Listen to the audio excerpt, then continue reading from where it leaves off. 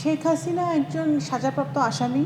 উনি যদি আত্মসমর্পণ করে তাহলে ওনার বাংলাদেশের আইন অনুযায়ী ওনার বিরুদ্ধে ব্যবস্থা হবে, ওনাকে জেলে যেতে হবে এবং সেইভাবে আইনের গতিতে চলবে। তো যে আসামি যদি আত্মসমর্পণ না করে যে উনি বিদেশে বসে বক্তব্য দিচ্ছে, এগুলো তো আমি মনে করি রাজনৈতিকভাবে ওনার আওয়ামী লীগের যারা নেতাকর্মীরা পালিয়ে আছে, লুকিয়ে আছে, তাদেরকে জাগ্রত করার জন্য, উজ্জীবিত করার জন্য বলছে। এছাড়া তো কোনো কারণ আমি দেখছি না। কারণ সরকারের পক্ষ থেকে অলরেডি এক্সট্রাডিশন প্রক্রিয়া শুরু হয়েছে।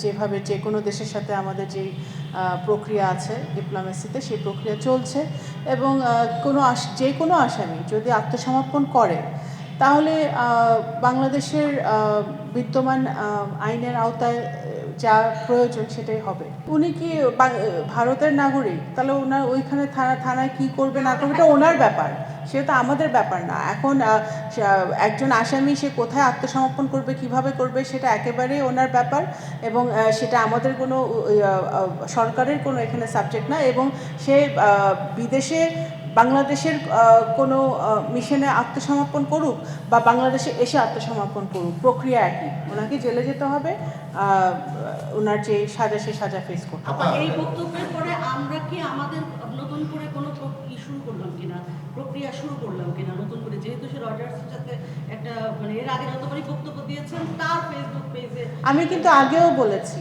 একজন আসামি কি বক্তব্য দেয় সেটা বাংলাদেশ সরকারের আমলে নেওয়ার কথা না এবং নিবে না। বাংলাদেশের আইন অনুযায়ী একজনের সাজা হয়েছে, তার সেই সাজা অলরেডি উনি সাজাপ্রাপ্ত। তো আমাদের যে প্রক্রিয়া, সেই প্রক্রিয়া আগের থেকেই চলমান আছে। এটা নতুন করে আর নতুন প্রক্রিয়া চলার কোনো অবস্থা নাই। এটা ভারতের সাথে আমাদের যে চলমান কথাবার্তা হয়, ডায়ালগ হয়, আমাদের এক্সচেঞ্জ হয়, তখন সবসময় এই সাবজেক্ট থাকে আলোচনায়। আর আমি তো আগেই বলেছি যে একজন আসামি যদি দেশের বাইরে থাকে, তার সে আত্মসমর্পণ করুক বা না করুক, তার জন্য বিচার একই হবে।